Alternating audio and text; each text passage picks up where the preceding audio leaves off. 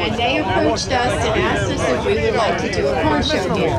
You know what I said? Are you nuts? Of course we want to do a car show here. Thank you so very much. Thank you very much. And thanks everyone for coming out. This is going to be great. That city is right down here. Had Orlando had a Corvette show, and they used to have an auction there at the Corvette show. And this guy pulled in late, and he had a